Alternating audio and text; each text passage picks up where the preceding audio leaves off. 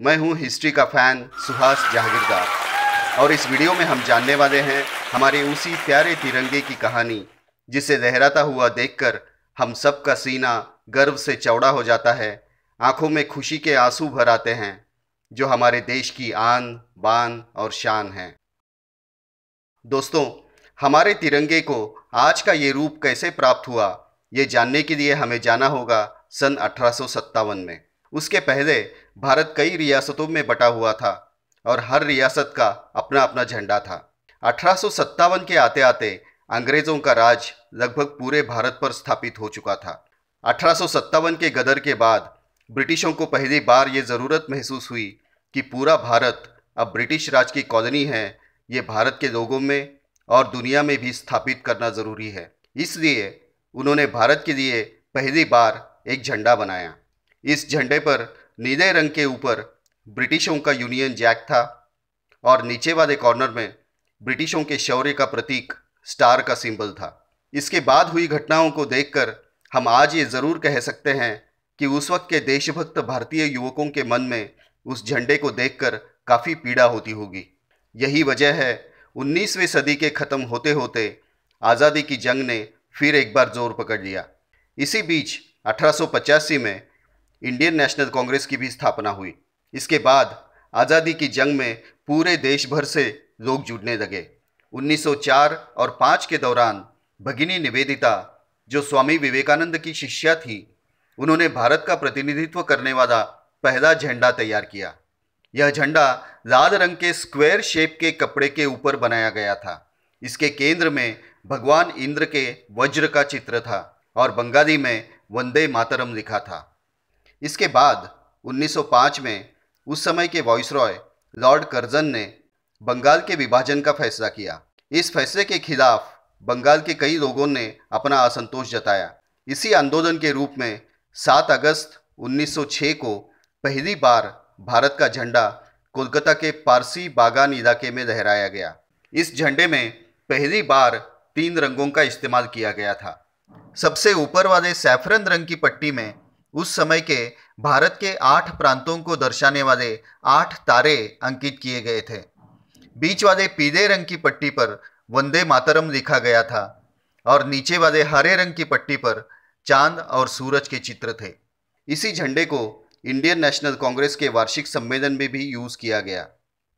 उसी समय मादाम भिकाजी कामा, जो लंदन में रहकर भारतीय स्वतंत्रता संग्राम की गतिविधियों को अंजाम दे रही थी, स्वातंत्र्य वीर सावरकर और अन्य साथियों के साथ मिलकर उन्होंने इसी झंडे का एक संशोधित रूप तैयार किया। इसमें ऊपर हरा रंग था, बीच में पीला और नीचे लाल। 8 तारों की जगह पर 8 कमल के फूल दर्शाए गए थे।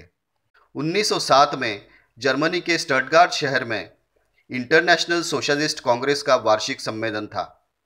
इसी सम्मेलन में मादाम भिकाजी कामा ने भारत की भूमि के बाहर पहली बार दुनिया के सामने भारत का झंडा लहराया।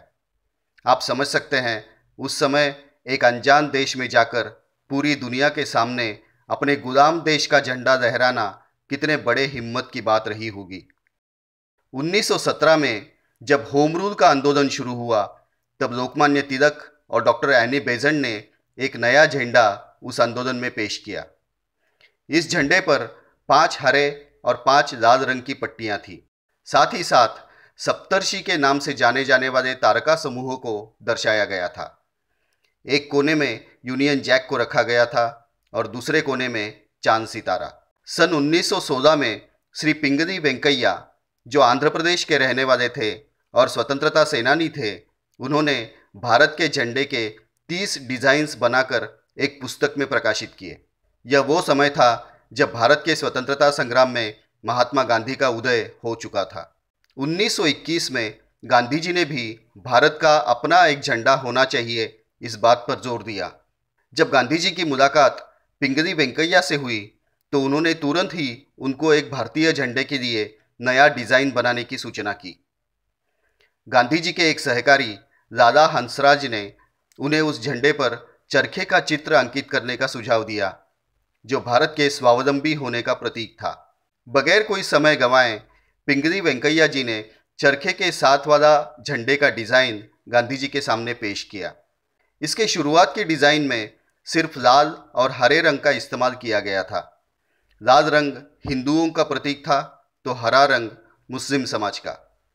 बाद में गांधी जी ने सुझाव दिया कि बाकी सारे धर्म और पंथों के लिए उसमें सफ़ेद रंग का भी इस्तेमाल किया जाए। इस तरह 2 रंगों की जगह 3 रंगों का डिज़ाइन, जिसके बीचों बीच था चरखा, बनकर तैयार हो गया। इसके बाद इंडियन नेशनल कांग्रेस ने इस झंडे के रंग को, जो धर्मों को प्रतीक करते थे, उनको बदलकर नए अर्थ दिए और उस झंडे को अपना लिया। उन 3 रंगों के नए अर्थ थे: सैफरन कलर शौर्य और वीरता का प्रतीक माना गया, सफ़ेद रंग शांति और सत्य का, और हरा रंग नैसर्गिक साधन संपत्ति और संपन्नता का प्रतीक माना गया। इसके बाद 13 अप्रैल 1923 को नागपुर में जालियांवाला बाग की घटना के खिलाफ एक बड़ा जुलूस निकाला गया। उस जुलूस में पहली बार यह नया झंडा लहराया गया।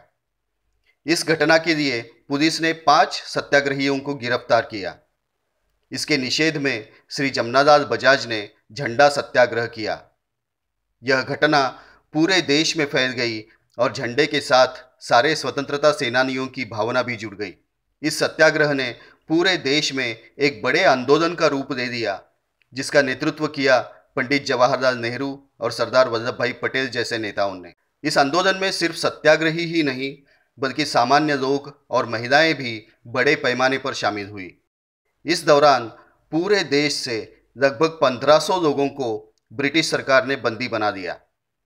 इसके बाद यह झंडा इंडियन नेशनल कांग्रेस की भी पहचान बन गया और हर आंदोलन में, हर सत्याग्रही के हाथ में यह झंडा लहराता हुआ दिखाई देने लगा। इसी झंडे की बान और शान को बरकरार रखने के लिए कई देशभक्तों ने अपनी जान तक निछावर कर दी। 15 अगस्त 1947 को जब भारत स्वतंत्र हुआ, उसके कुछ ही दिन पहले स्वतंत्र भारत के झंडे की डिज़ाइन फाइनल करने के लिए एक संवैधानिक समिति का गठन किया गया, जिसमें शामिल थे डॉक्टर राजेंद्र प्रसाद, मौलाना अबुल कलाम आज़ाद और डॉक्टर बाबा साहेब आम्बेडकर। इस समिति ने सारा डिज़ाइन वैसे ही रखकर सिर्फ चरखे की जगह पर अशोक चक्र को शामिल करने का सुझाव दिया। डॉक्टर सर्वपल्ली राधाकृष्णन, जो भारत के पहले उपराष्ट्रपति थे, उन्होंने इस झंडे को समझाते हुए कहा था, चक्र गति को दर्शाता है और गति ही जीवन है। जो रुक जाए वो जिंदगी नहीं। गति का ही दूसरा रूप है बदलाव। आज के बाद भारत को शांततापूर्ण बदलाव को अपनाते हुए आगे बढ़ना है। यह है अशोक चक्र का सही अर्थ। अशोक चक्र वाला यही झंडा 15 अगस्त 1947 को लाल किले पर लहराया गया, जिसने पूरी दुनिया को एक नए स्वतंत्र देश के निर्माण का संदेश दिया। यही है हमारे प्यारे तिरंगे की कहानी, जो सिर्फ एक झंडा नहीं, सिर्फ प्रेम और भाईचारे का संदेश नहीं, बल्कि है करोड़ों हिंदुस्तानियों के दिल की धड़कन।